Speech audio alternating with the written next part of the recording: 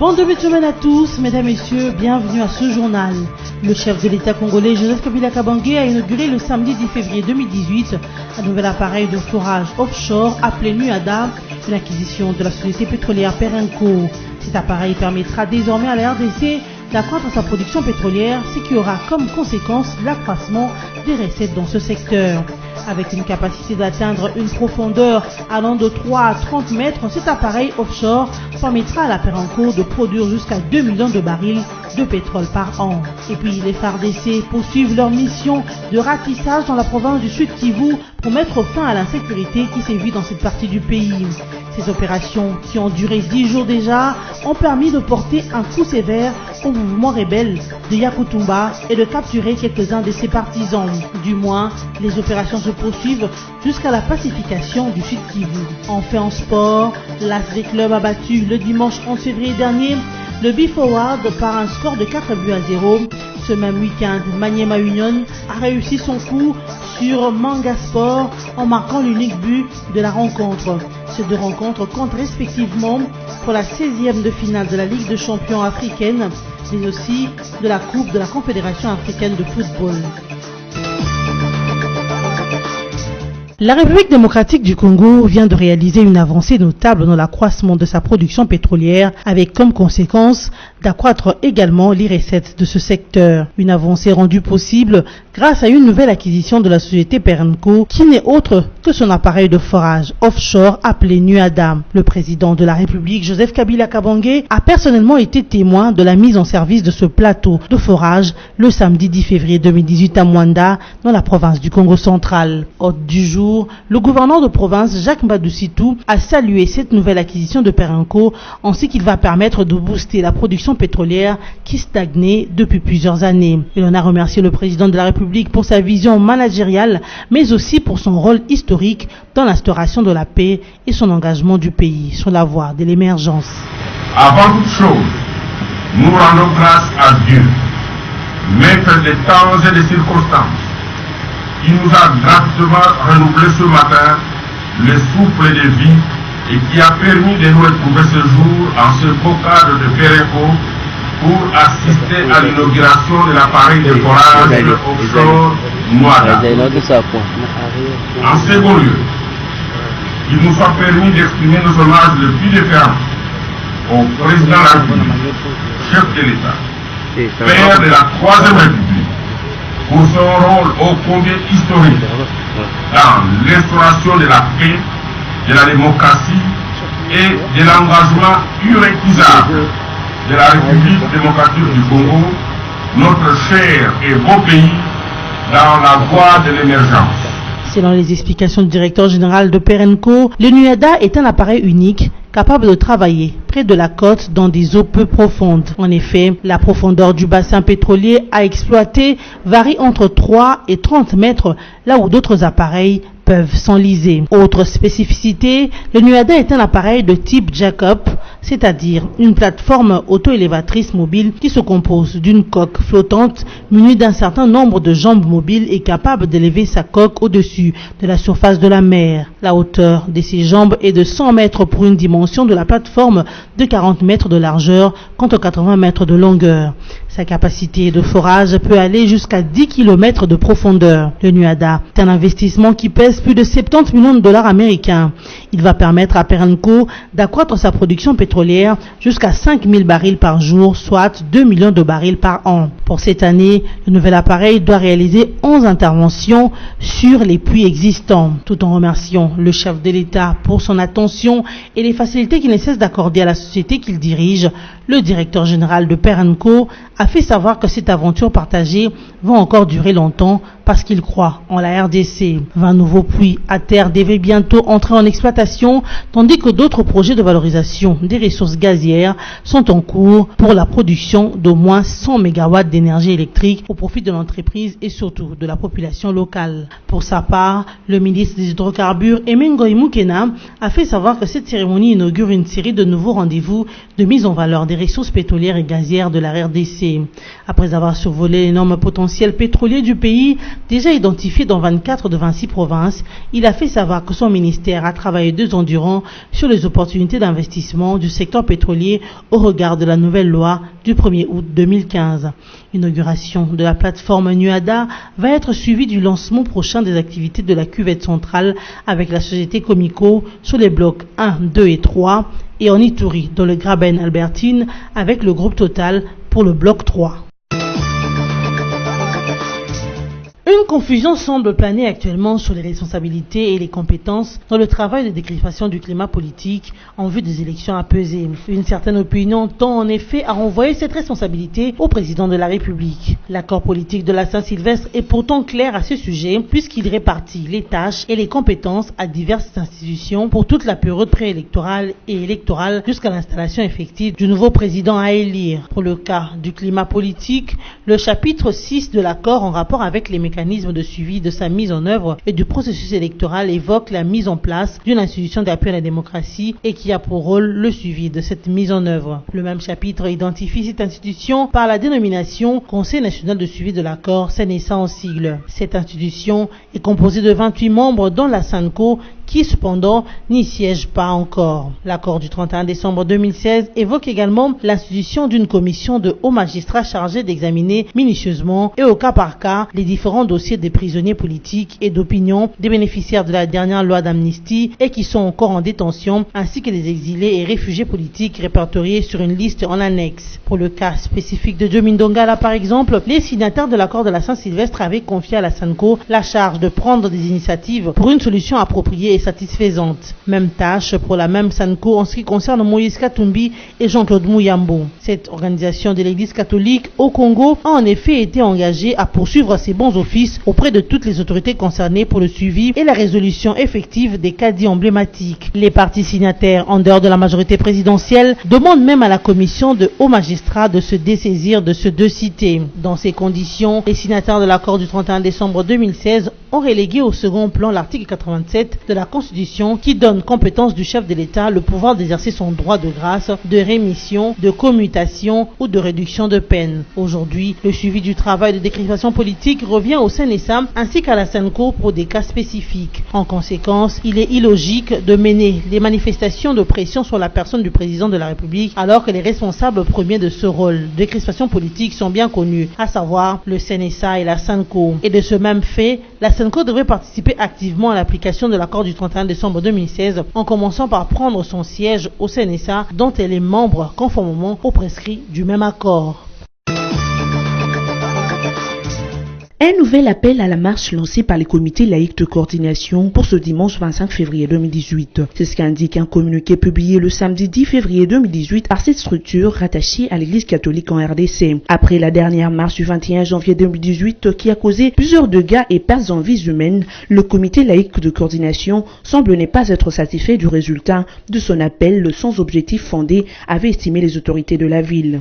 Le CLC appelle une fois de plus les Congolais de l'étranger et ceux résidant au pays de toute tendance religieuse confondue et toute appartenance politique, associative et professionnelle à se joindre à lui pour une nouvelle marche prévue pour ce 25 février 2018. Pour cette structure, les Congolais veulent des élections libres, démocratiques, transparentes et inclusives, mais pas truquées et manipulées d'avance et qui ne garantissent pas la paix ni avant ni après les élections. Cependant, c'est les mêmes buts poursuivis par la centrale électorale sous l'observation du CNSA et de la communauté internationale. Ce qui fait de ce nouvel appel à marcher une démarche sans objectif clair et passible de beaucoup de soupçons séditieux. Pendant ce temps, en Italie et à Rome, plusieurs fidèles catholiques ont répondu à la marche pacifique en soutien au comité laïque de coordination catholique après la messe dominicale de ce 11 février 2018.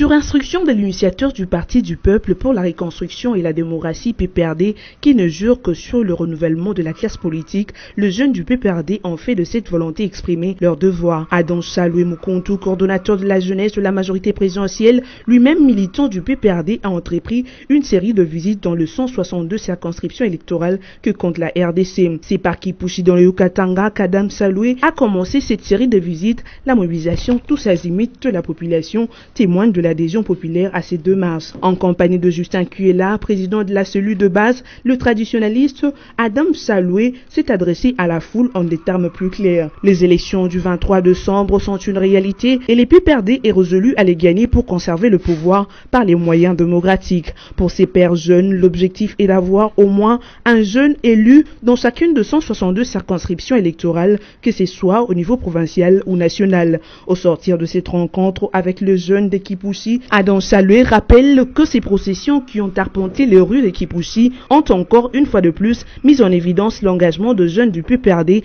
à participer aux élections et faire triompher la volonté du Raïs de renouveler par les élections la classe politique congolaise. Les FARDC ne reculeront pas dans leur mission de nettoyer la province du Sud Kivu des poches d'insécurité qui y sont encore en vigueur. Les commandants de ces opérations, le général Filemo Yave, l'a dit et souligné avant de rappeler que c'est l'objet même de sa présence dans cette région du pays. Je suis ici pour protéger mon pays, sa population et ses ressources, a-t-il déclaré à la presse lors de la présentation des rebelles capturés ou rendus ainsi que les armes récupérées sur le champ de bataille à Uvira. Je me battrai jusqu'au sacrifice suprême et mon sang coulera pour ces peuples et les ressources de ce pays, a-t-il ajouté. Les opérations menées pendant 10 jours ont porté un coup sévère au mouvement rebelle de William Yakutumba. Parmi les rebelles capturés ou rendus, l'un d'entre eux, dénommé Dracula, a fait savoir que l'air commandant Amuri Yakutumba a été grièvement blessé et s'est enfui dans la nature. Il a été grièvement atteint de balles au niveau du ventre et il est remonté dans les montagnes, mais moi j'ai refusé de les suivre, a déclaré ces miliciens. Dieudonné Kasereka, porte-parole des opérations au Sud Kivu, a brièvement retracé quelques péripéties des dernières opérations jusqu'à leurs résultats. Nous nous sommes battus pendant 10 jours contre les rebelles. Certains ont été tués, d'autres se sont rendus ou ont été capturés et nous continuons à en traquer d'autres. Ces opérations vont se poursuivre jusqu'à la pacification de la province du Sud Kivu, au même titre que celles qui se poursuivent au Nord Kivu dans le même but.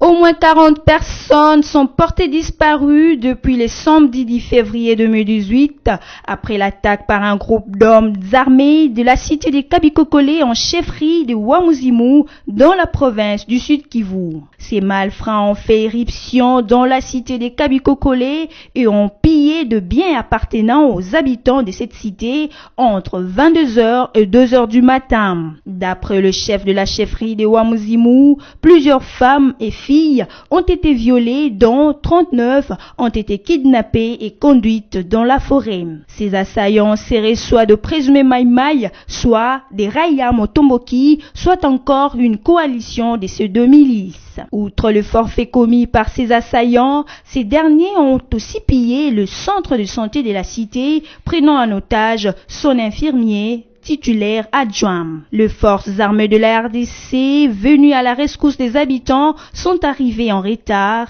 Les malfrats avaient déjà bouclé leur forfaiture et pris le large sans être pris par les éléments de FARDC qui le pourchassent. Toutefois, cette incursion des hommes armés à Kabikokole n'a pas menacé l'opération de vaccination contre la rougeole en cours dans la zone de santé de Kitutu. Selon le chef de la chefferie de Wamuzimu, quelques victimes de viol rescapées ont été amenées au centre de santé le plus proche à Kakemenge pour le premier soin. Tout s'est bien passé pour le club de football congolais concerné par les préliminaires allées de la Ligue des Champions et de la Coupe de la Confédération africaine. À Kinshasa, l'AS Vita Club a battu le dimanche 11 février au stade de Martyr le club malawite de B-Forward par 4-0. Avec ses succès fulgurants, la team vert et noir de Kinshasa prend de sérieuses options pour se qualifier en 16e de finale de la Ligue des Champions africaine. De son côté, Maniema Union, qui a fait les déplacements au Gabon pour affronter Manga Sport, a réussi son coup en l'emportant par 1-0 en match comptant pour les préliminaires préliminaires aller de la Coupe de la Confédération. L'unique but de ce match a été l'œuvre de Masiala. Notez en plus qu'au niveau du championnat national, les matchs qui opposaient le TP Mazembe au FC Saint-Éloi Lupopo a été arrêté à la 80e minute de jeu. Ce suite aux troubles survenus au stade Kibasa Maliba après la non-validation du but de Lupopo par l'arbitre pour position litigieuse du buteur. Au moment de l'arrêt, le TP Mazembe menait par 1-0 dans ce match comptant pour la 14e journée du championnat. À présent, au rappel des principaux titres, le chef de l'État congolais Joseph Kabila Kabange a inauguré le samedi 10 février 2018 un nouvel appareil de forage offshore appelé NUADA, une acquisition de la société pétrolière Perenco. Cet appareil permettra désormais à la RDC d'accroître sa production pétrolière, ce qui aura comme conséquence l'accroissement des recettes dans ce secteur. Avec une capacité d'atteindre une profondeur allant de 3 à 30 mètres, cet appareil offshore permettra à la Perenco de produire jusqu'à 2 millions de barils de pétrole par an. Et puis les FARDC poursuivent leur mission de ratissage dans la province du Sud Kivu pour mettre fin à l'insécurité qui sévit dans cette partie du pays. Ces opérations, qui ont duré 10 jours déjà, ont permis de porter un coup sévère au mouvement rebelle de Yakutumba et de capturer quelques-uns de ses partisans. Du moins, les opérations se poursuivent jusqu'à la pacification du Sud Kivu. Enfin en sport, l'ASV Club a battu le dimanche 11 février dernier le B-Forward par un score de 4-0. Ce même week-end, Maniema Union a réussi son coup sur Manga Sport en marquant l'unique but de la rencontre. Ces deux rencontres comptent respectivement pour la 16e de finale de la Ligue des champions africaine, mais aussi de la Coupe de la Confédération africaine de football. Fin de cette édition d'information. Merci de l'avoir suivi.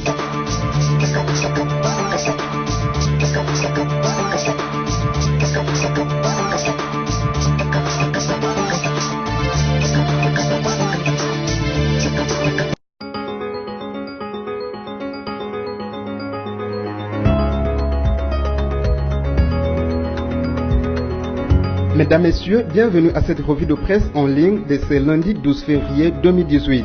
Ouvrons cette revue avec Congo Virtuel qui titre « Partant, Monseigneur Mosengo annonce son barreau d'honneur ». Annoncé sur le départ alors que personne ne s'y attendait, malgré la limite d'âge qui le frappe depuis 3 ans, l'archevêque de Kinshasa tient à signer cette sortie de scène de la manière la plus fracassante. Dans une homélie qu'il a fait lire à l'abbé Louyeye le vendredi 9 février 2018 à Notre-Dame de Lingwala, il a annoncé des nouvelles marches du CLC qu'il a encouragées, foulant au pied les instructions de Monseigneur Outengi, président de la SENCO, qui avait demandé au prince de l'Église de se tenir en dehors des activités de cette structure inconnue officiellement de l'Église. Monseigneur Mosengo accompagnera son œuvre politicienne jusqu'au bout, jusqu'aux ultimes instants, dans sa présence à la tête du cheval des Trois épiscopal de Kinshasa. Une croisade avec son team CLC dont il partage une parfaite identité de stratégie, le tout dans un partenariat objectif avec les radicaux de l'opposition en mode 50-50. Le vendredi 9 février 2018 encore, c'est Monseigneur Laurent Mosengo Passignan qui a personnellement coaché l'officiant du jour en lui préparant son homélie au cours de cet office convoqué par les CLC, son bras séculier. Comme d'habitude et en mode 50-50, le cardinal avait autour de lui ses différents lieutenants et soldats, en l'absence bien sûr des animateurs du CLC qu'il a préféré stratégiquement garder bien à l'abri en prévision des prochaines opérations. Le comité des laïcs est à applaudir, l'Église attend d'autres initiatives du CLC, la marche des chrétiens ne s'arrêtera pas, a grondé l'abbé Louyeye sous un regard défiant de Monseigneur Mosengo avant de poursuivre. Le peuple ne tolérera plus la médiocrité. Les mots est ainsi lâché pour marquer la signature de son vrai auteur afin que quiconque ne l'ignore pas. Et l'archevêque de Kinshasa signifie par là que même s'il est sur le départ, il est déterminé à faire son barreau d'honneur. Poursuivons cette revue de presse avec actualité.cd qui écrit RDC, Leila Zerougui veillera à l'application intégrale de l'accord du 31 décembre. La représentante spéciale du secrétaire général des Nations Unies en RDC, Leila Zerougui, va poursuivre le mandat lui confié par la MONUSCO conformément à la résolution 2348, dit un communiqué de l'ONU publié dimanche 11 février 2018. Cette résolution reconnaît la mission onusienne, entre autres, les bons offices en soutien du processus électoral et la protection des populations civiles. Madame Zerougui verra ainsi à l'application intégrale de l'accord de la Saint-Sylvestre. La MONUSCO demeure engagée à soutenir conformément à son mandat et dans le respect de la Constitution congolaise l'application intégrale de l'accord politique du 31 décembre 2016 qui énonce les principes généraux de la tenue des élections, le transfert pacifique du pouvoir et la consolidation de la stabilité en RDC. Leila Zerougui succède au Nigérien Maman Sidikou qui a terminé sa mission en janvier 2018. Précédemment, elle avait occupé le poste de la représentante spéciale pour les sorts des enfants en temps de conflits armés. Bouclons cette revue de presse avec Forum des As qui titre « Affaire vache dans les Kwango-Kwilo, Mozito en première ligne ». Selon un sondage réalisé par Les Points, 64% des Kwango-Kwilois souhaitent voir l'élu d'Ikipuit plaider pour leur cause auprès des instances nationales.